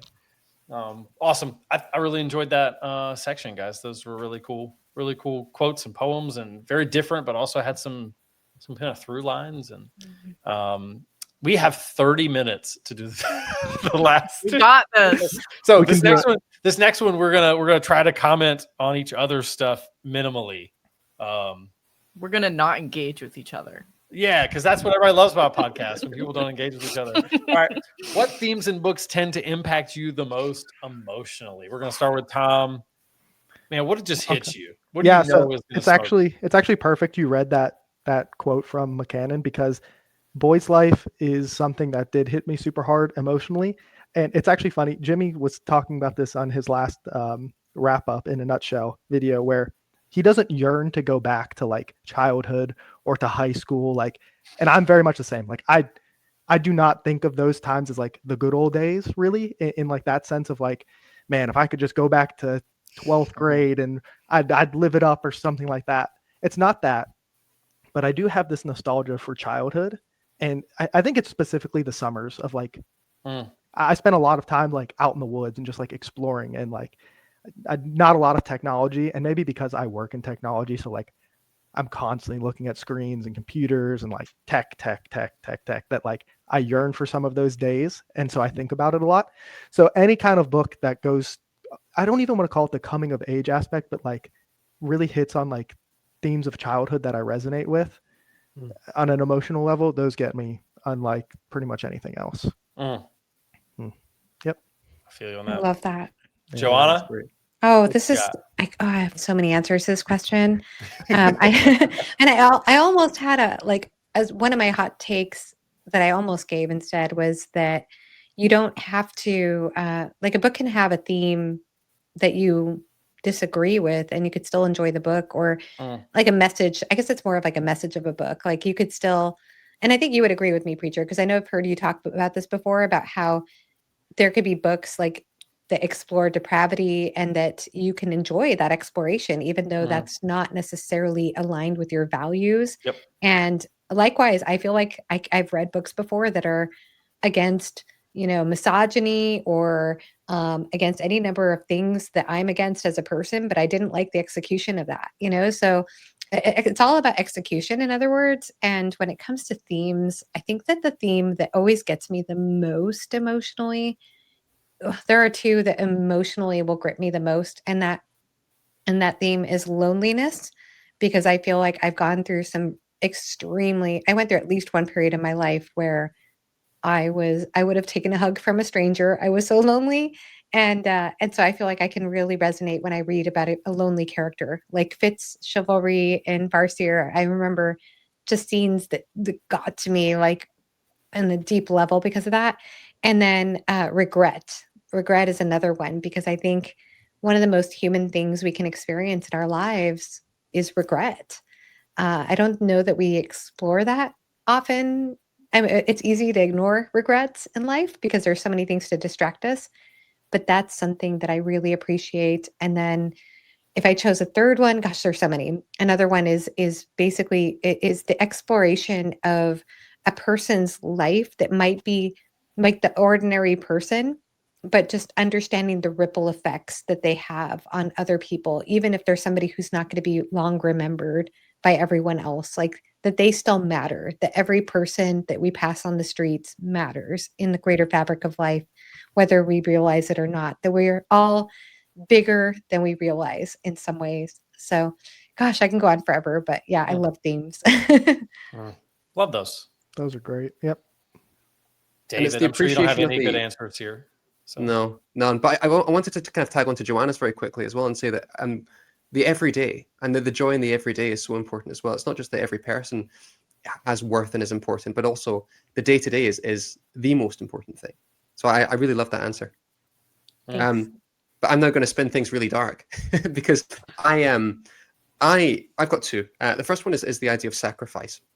I find a very compelling theme. But I like series that complicate and problematize sacrifice as well. And they don't have to do this. A character just kind of giving up their life for someone else is noble and brilliant. And if that's in a story and it has emotional resonance, wonderful. But I also do appreciate stories that kind of play with this idea of sacrifice a little bit. Where this comes from, where I'm from in Glasgow, there's a church. And the name of the guy is escaping me, but it's named after a guy who died on the Titanic. Because he was a pastor, he was a preacher.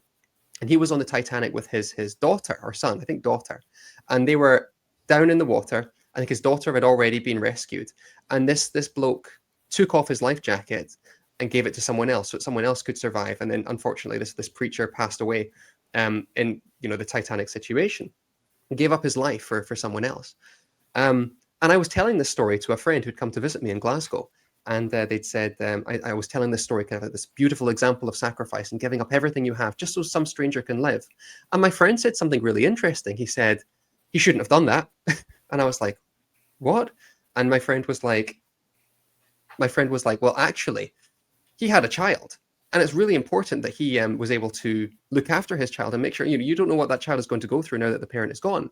And I still don't know if I agree or disagree with it, but the idea of sacrifice being problematized is something that I found very engaging after that moment. Whenever someone gives up their life in a book or sacrifices something in a book, I mean, the Robin Hobb stuff is filled with sacrifice and what that might mean. Definitely. And whether you are giving up something almost as a way of kind of indulging yourself and making yourself a pity party is maybe an interpretation of some of what's going on in Robin Hobb.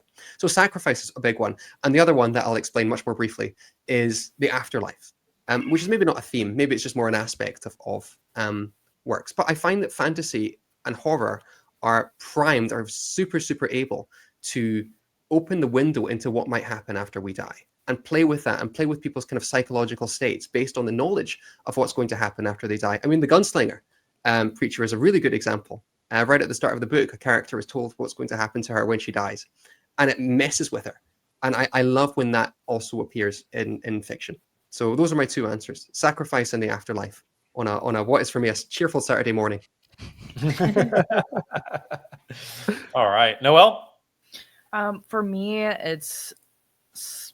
there's something that I was thinking about, and it's like I can't spoil the series, though I could, because it's most people have read it by now. But anyway, I think one of the things that impacted me most about the series is the end of things that are magical, the end of things that are perceived as good, and also characters not being able to go back to their normal lives after doing something of such a big magnitude that is truly in their mind forever, like, you know what, I can't go back to a normal life. I can't do this anymore. And I think that impacted me a lot emotionally about this series. I think another one in another series I was reading was about guilt. And that as a person who struggles with OCD, I feel guilt about things that I shouldn't even feel guilty about, And I've seen this in a book that I was reading recently where this character continuously would feel guilty about things or shame that they didn't need to feel that way for. And for whatever reason, they were dwelling on this emotion or dwelling on this time, or you could even say dwelling on the past. And I think that gets to me a lot because I relate to that a lot. And then, of course, like themes of religion will always speak to me as well. Yeah, super, super surprised. Same, Just kidding. Awesome. I'm going to start with that one, right? Like forgiveness and redemption for me are themes that not only do I like when they're just very straightforward, but there's a scene in, I believe it's book 3 of Red Rising, where a certain character is afforded redemption, and then it's kind of subverted. And I can't get any more detailed than that without giving it away. But like that scene impacted me because it was like pulling the rope out from under the typical trope of like, what does it take to allow for forgiveness and redemption for someone who's done atrocious things? And then like, what happens if the rest of the society just doesn't give a crap that you've forgiven them, right? Like sometimes forgiveness and redemption is collective and societal. It's not individual. And like, God, there's sometimes actions have such broad consequences that doesn't matter if people you've hurt have forgiven you, you're still going to feel massive consequences for those things, right? And then kind of how that interplays with faith. And I think that's a big one. But the biggest one for me, and if you've ever seen my top 10 novels of all time, it's anything to do with coming of age. It's like 6 of the 10 are coming of age. But what specifically gets me with the coming of age kind of concept is the specific theme around the moment when a young person realizes that like life is much more serious than they ever could have imagined, right? Like the stakes are raised, and this kid who thought that the most important thing in his day was whether or not he was going to be able to like play with his friends that afternoon, then is flipped, and he has to immediately come to terms with the fact that life is much more complicated and dark and awful. That is such an interesting concept to see played with within literature. And this moment of growing up, right? When something from the outside is kind of forced onto you or introduced into you. But also just when it comes to coming of age, I think the themes of reflecting on the moments when things were simpler, but then allowing that to make you recognize that it doesn't mean that where you are now isn't as good, right? That like both of those things can be positive. That I think the author of Boy's Life does a really good job of this, where it's like he looks back fondly on the magic of his life, but he also finds himself in a place where he's not just pining for what was, right? Not Richard Bachman, Frederick Bachman has a book that he put out this year that does a very similar thing, right?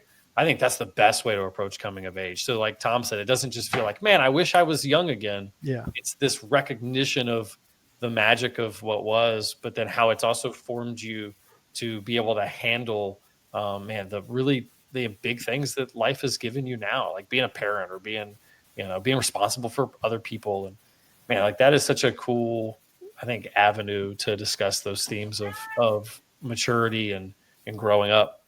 And that's probably why most of my favorite books are called coming of age novels. But and then I would say on the last one, as a Christian, this might sound a little weird, but like any themes around grief and trauma and the complicated nature of like dealing with the day-to-day of grief. I think probably as a pastor, it's something I had to deal with people regularly.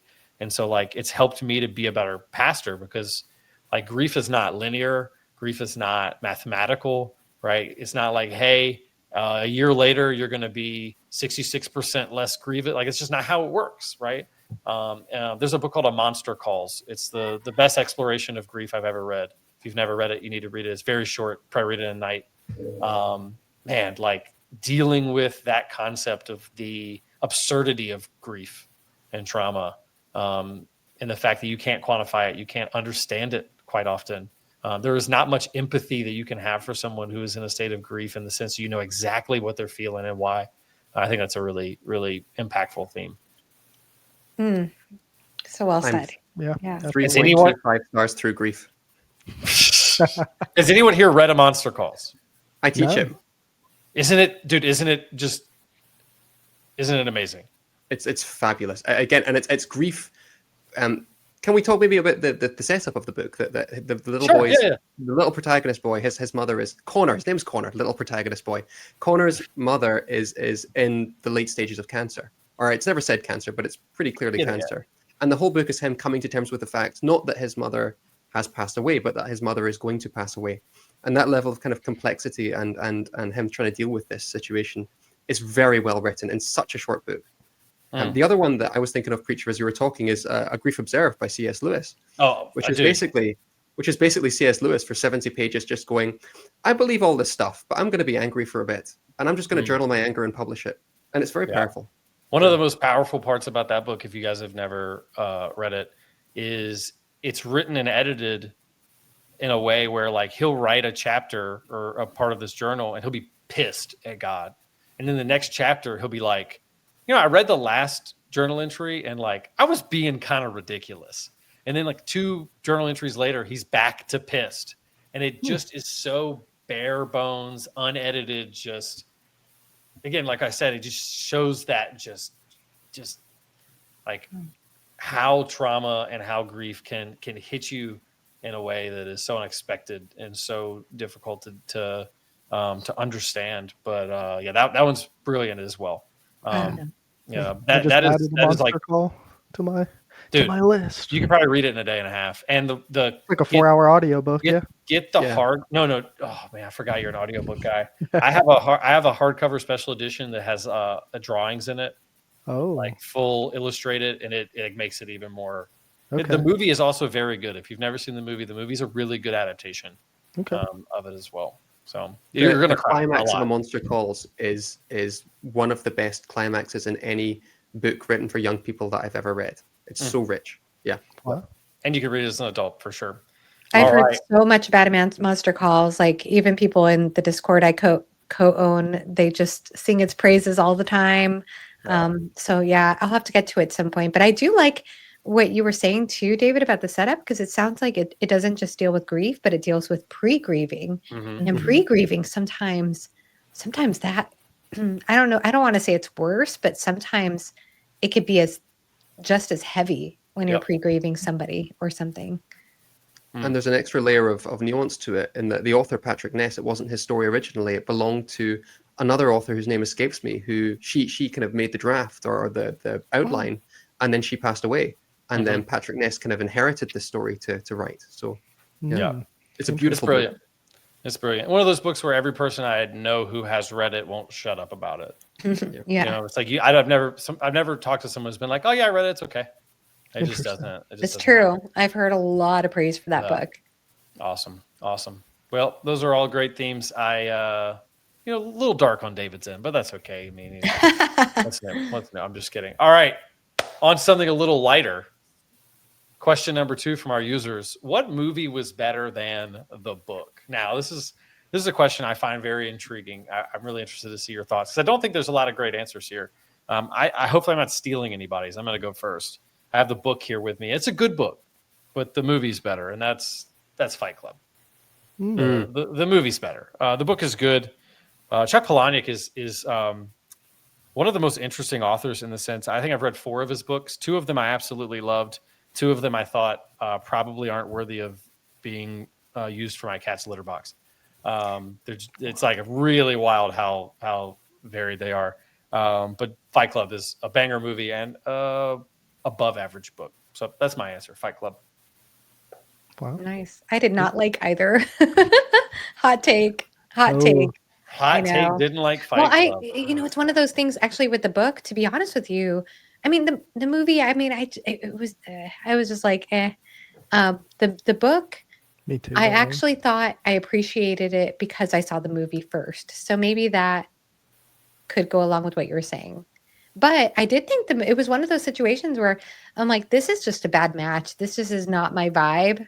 This is just not my vibe. You recognize that it's like an insanely well done movie. It's just not your. Well, that's how I felt about the book too. Like I thought the book was actually, I mean, I might have a different take than you, but I was like, I can actually appreciate what this author is doing with this story and how they're going about it.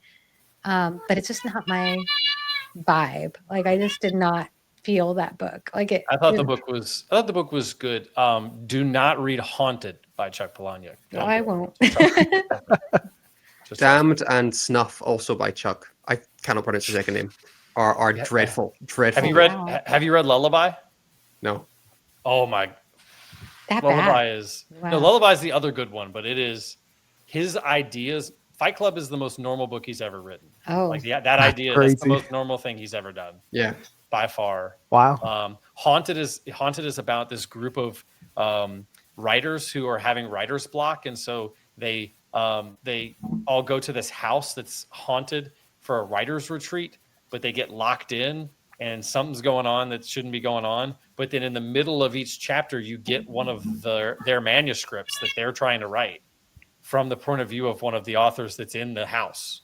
Interesting. And the manuscripts are insane. Some of them are atrocious because that's the point. Right. Some of these authors suck and should never be authors. And so you have to read short stories from bad authors, right? Like what an interesting concept. It's wild. But all right, Noelle, what movie was better than the book? I have a really hard time answering this question. I mean, I'm sure if I read it, I would think that the movies were better just because of the scenes that were left out. Like, but the only thing that can come to mind is that. Okay, this is really hard. I think about Dune, and I think about how Dune's a good book, sure, yeah, but you're confused for half of it. You don't know what the heck is going on. The new movies are beautiful. They're cinematic. the casting is really good. And like, I could see myself watching those movies over and over again. But I don't know if I would reread Dune, unless maybe I would read it a second time, and maybe I would like it more after that. But like, in terms of enjoyment level after the fact, probably enjoyed the movies better than the book and left a little bit more satisfied. Hot take. You heard it here first. Noelle thought Dune books sucked. I totally agree. Well, okay, I agree. love. Oh, you agree? Yeah. Sorry, Joanna, on you go. Oh, I was just gonna say, I love Dune. I especially like the first 3 books in the series. I love those books. But I love Dune the most, like book 1 the most. And when I saw the movies, like one, I was okay with. I had some criticisms, but then with the second movie that came out, I think it did things better than the book in times. And I say that as a huge Second Dune movie's fan. great. Like I love Second that movie's book, so good. but I feel like the movie did some things better. So Wow. yeah. Yeah, that's what my husband said as well, is that he felt like because he had read most of Dune and then I don't think finished it because the movies had come out, and he went ahead and watched the movies and I guess liked them more as well, and said, I told him about certain points that happened and he's like, oh, actually I like this point better. Now there's something that we could talk about at the end after this is off that I like in the books. I like it for the purpose of it being funny. However, in the movie, it made a lot more sense what they did. I've never read them or watched the movies. So I can't. Oh, wow. That's crazy. Yeah, take my YouTuber card for sure. The I was javelins gonna are say that already being thrown. Sorry. Go ahead. You got it. Can I, this is the 2-second lag coming into play. I told you it would happen at some point. Basically, I fully agree with what Noelle said. I think Dune, I enjoyed it, but I felt no emotion while reading it. It felt very cerebral to me. And whereas Dune the movie was just packed with bristling with emotion in a way that the book just wasn't for me. And so yeah, I would concur with Good that point. totally. I think it's a great pick. Yeah, I was not emotional reading Dune at all. Yeah. So yeah, I agree. David, what is your movies better than the book, man? What you got for us? 2. Harry Potter and the Deathly Hallows Part 2 is better executed than the back half of Harry Potter and the Deathly Hallows, that climax. Apart from what they do to Molly Weasley, but I won't talk about that. The other one I haven't read them yet. I haven't read the last book yet, so won't say anything. I think the movie accomplishes the climax better. Okay. But the other one is Doctor Sleep. People talk about The Shining book versus the movie. They're 2 very different things. But Doctor Sleep the book I enjoyed. Doctor Sleep the movie I think is a fabulous 4.75 out of 5 work. I think it's brilliant. Last time. I see what you did there. It's so good. What you did there. Perfect cast, perfect pacing. Well, I mean, that director is brilliant. Any King property he touches is just is turned to gold. So yeah, that's a great choice, Joanna. Yeah. Well, I don't watch a lot of adaptations, so this is also a tough question for me. I'm just the worst. I have the worst about watching adaptations, but I'm going to go ahead and say, even though I know he's a controversial author right now, I will say that I have enjoyed every single movie adaptation of a Neil Gaiman book way more than his books. Stardust and Coraline. I'm sure I'm forgetting one. I know my husband was really into Good Omens. I've enjoyed the book Good Omens. I never watched the adaptation, but it did look like it was better. I don't know. So I just want to say anything that's an adaptation of what Neil Gaiman has written. I hated Good Omens. Oh, really? The book, yeah. Oh, the book. Despised. Yeah, I liked it. My brother loves that book, and I read it twice, and I was like, and both times, like I liked it, but there was just something about it just held it off from me loving it, and I don't know why, because I wanted to love it. My brother borrowed my copy for years, and so I got it back, and it was so worn out. And I'm like, why? Like, why am I not feeling this book the way you are? I don't know. Yeah, it happens. Yeah. Tom, what movie is better than the book, man? Jaws. The first Jaws. It's not even close. Obviously, when you go into the book, most people have probably seen the movie at this point. I mean, it's the first blockbuster, this massive movie and everything. And so when I decided to read the book, I was expecting a lot more shark and a lot less Desperate Housewife drama. Large chunks of the book are focused around the wife, her unhappy marriage, her infidelity, just all kinds of things. And then on top of that, all of the main male characters who in the movie, there's like this camaraderie, right? When they're on the ship and they're kind of like all in this together. That is completely absent from the book. It is extremely hostile. It is like, it's almost like a caricature of like a 50s man, like arguing with other men from the 50s. So like, there's all this like machismo and like, just like anger and abrupt anger where like they go from 0 to 100 so quick, and not enough shark. Like all of the bits that have shark in it in the book are absolutely fantastic. It's just lacking so much. So the movie is significantly better. Nice. I figured Jurassic Park or that was going to come up at some point. Oh. Yeah. Can And I also, add in one more? we have Sorry for turning 3 minutes and 30 seconds left, but sure. Sir Gawain and the Green Knight, the A24 movie. I'm not going to say it's better. Ooh. I'm not going to say it's better than the text. It's incredible. It's an excellent movie. Yeah, I loved it. I love the original though too, like the actual poem. But Yeah. Interesting. Also Shutter Island. All right, moving on. Last thing is, what are we reading? We have 3 minutes. So here's what we're going to do. I'm going to say your name. You're going to tell me what you're reading, and you're going to say nothing else but what you're reading. All right. David, do you think you can do that? All right. Tom, what are you reading? Demon in White. Nice. Joanna, what are you reading? about to start one of these, and yeah, I don't know if you can see those. Yeah, we can see. Nice. David, what are you reading? Cold Can you see Silver it? for Souls, Tori Oh gosh, Tekken. this is a podcast. Are we allowed to do that? Are we supposed to talk? Yeah, it's on YouTube. Oh well. Yeah, Okay. yeah. Not put anywhere else. What do you think? I'd like try hard? Okay. Noelle, what are you reading? Mercy Ills the Fate. Oh, look at you. Fancy. Feels the fate. Nice. All right. I am reading. Starting off, American Vampire is his graphic novel. It's like only the second one I've ever read. And then I am currently reading Galloway's Gospel by Sam Rebelane. This is an arc of a book coming out in a week. It's horror. It's good. I started Ashes of Man today. That's been going really well. And I've got to finish Claw of the Conciliator. That's what I'm reading. Oh, you haven't finished it yet? I got like 50 pages left. I wanted to finish it when we were about to talk. Oh gosh, you're so smart because I don't know if I'll remember anything. Exactly. That discussion. Exactly. Awesome. All right. Last thing I want to do, I want to go back around. I want you guys to just say again where we can find you on YouTube, Instagram, any place you put content. And thank you guys so much for coming and hanging out tonight. So we'll start with you, Noelle. Where can we find you if we want to watch your content? Yes, thank you for inviting me. My @ is Noelle D Reads, but it's just Noelle D on YouTube. All right. David? My channel is Four Corners of the Page. I'm sure Preacher will link it down below because he's a good bloke. Yep. Yeah. Mine is Joanna Reads. And mine is Tom Orange. Awesome. Thank you guys so much for coming and hanging out. I had an absolute blast. I would rate this like a 3.68 stars out of 5 for sure. All right. You guys have a good night. Thank you all for watching. Thank you. Thank you.